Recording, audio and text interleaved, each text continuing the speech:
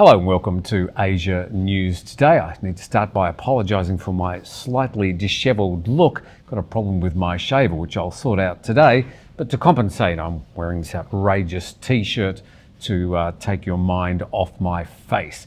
In the meantime, we've got plenty to talk about today. Japan ramps up sanctions against Russia, a palm oil shortage in Indonesia, the latest in the crash of the China Eastern Boeing 737, and a Vietnamese man who hasn't seen his wife for 2 years heads off in a 2-metre inflatable boat to row his way to India. All that and more in today's Asia News Today.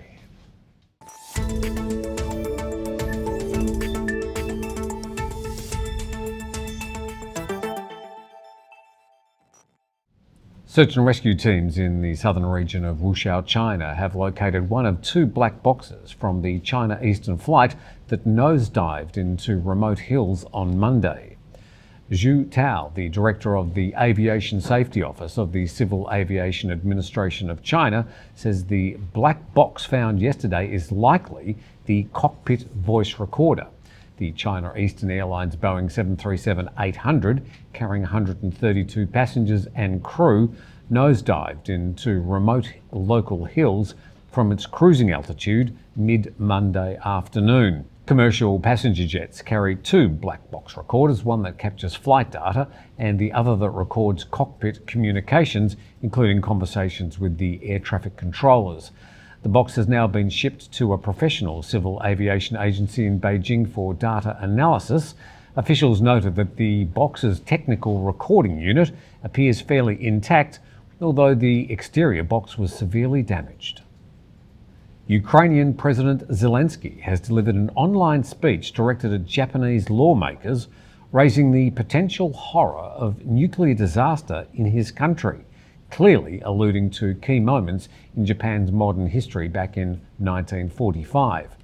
While he praised Japan as a leader in Asia for its response to the Russian invasion, he urged the Japanese government to continue to do so. As the only country ever to be attacked with nuclear weapons, the bombings of Hiroshima and Nagasaki are a potent symbol in Japanese consciousness. Zelensky mentioned the potential threat, saying the world was watching and wondering what would happen if Russia were to use nuclear weapons. He also echoed concerns expressed by US President Joe Biden, who last week warned that there have been clear signs that Russia's considering using chemical and biological weapons. Speaking after the televised speech, Japanese PM Fumio Kishida said Japan would consider additional sanctions against Russia and fresh humanitarian assistance to Ukraine. Indonesia's been hit hard by an increase in cooking oil prices and a rare shortage of cooking and palm oils used for cooking in just about every Indonesian home. Many Indonesians are now complaining that the prices are now out of reach for the majority of the country's 270 million people. In recent weeks, local media have been showing images of people queuing to buy cooking oils, as well as empty shelves at supermarkets, such that Indonesian President Joko Widodo has now been forced to step in.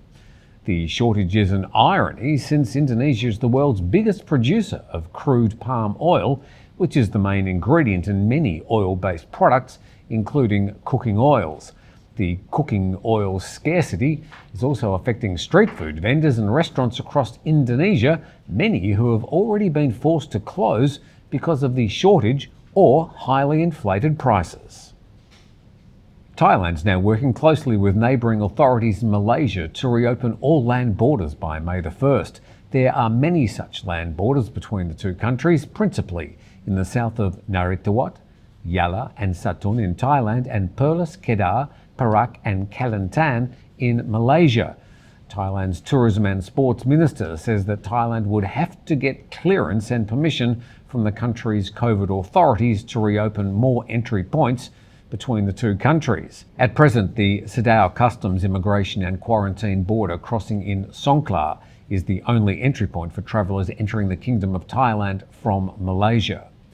Malaysian authorities have been one of the most popular visitors to Thailand before the closure of land borders back in 2020. Some 10% of visitors to Thailand pre-COVID were from Malaysia.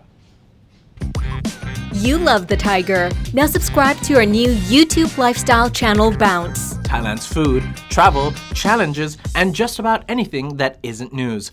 Only on Bounce. Link in the description below. Whilst COVID, and specifically the Omicron wave, has passed its peak in many countries in Asia, more than 10 million people in South Korea have now been infected with the highly infectious Omicron variant. The number of COVID-related deaths has almost doubled since early February, leaving funeral homes and crematoriums unable to cope. The Korean Disease Control Agency reported 490,881 cases on Tuesday, the second highest daily tally after it peaked at 621,205 on the 16th of March. Yesterday, there were just over 395,000 new COVID infections reported. South Korea reacted to the world's initial outbreak with a strict regime of tracing and quarantine, but now with 87% of its population fully vaccinated, most of the testing has been scrapped by the government, along with social distancing curbs. Ministers have also instructed the country's 60 crematoriums to stay open for longer and burn 7 bodies a day instead of the previous 5. The country's 1,136 funeral homes have also been instructed to expand their facilities to cope. Vietnamese airline Bamboo Airways is launching its first flights from the UK with a weekly service from Heathrow to Hanoi. The carrier's first flight took off from Heathrow yesterday as part of its plans to expand its international services across Europe and other parts of the world. The Heathrow-Hanoi route will then operate year-round every Sunday. The airline uses a Boeing 787 Dreamliner for its UK flights, with both economy and business class. The CEO of Bamboo Airways says their goal is to expand across Europe, the US, Australia and Asia, eventually with around 40 international routes in place. Vietnam currently requires all travellers, regardless of their COVID vaccination status, to provide proof of a negative test taken within 72 hours of departure for PCR tests or within 24 hours for an ATK test. And kudos to this guy who decided to paddle his way from Phuket to India across the Bay of Bengal to meet up with his wife he said he couldn't see for the past 2 years. The Vietnamese man says he wasn't able to get a visa out of Vietnam to visit her, so he somehow made his way to Phuket, bought a 2-metre inflatable boat and started paddling towards India's east coast, complete with 20 packets of instant noodles. But Thai marine authorities heard about his plans and intercepted him, taking him back to Thailand. The man's been at sea for 18 days, but only reached around 80 kilometres of the 2,000-kilometre journey. Not sure if his Indian wife was waiting on the other side. She may have to wait a little bit longer. Well, that's all the main stories from around Asia over the past 24 hours. We focus mainly on Southeast Asia and North Asia, and we do this 5 days a week. We do have the weekends off. Because it's YouTube, please click that like button if you enjoyed the video and subscribe to the channel. And you may even like to buy some merchandise, thethaiger.com/shop. In the meantime, from all of us here at Asia News Today, we'll see you again tomorrow.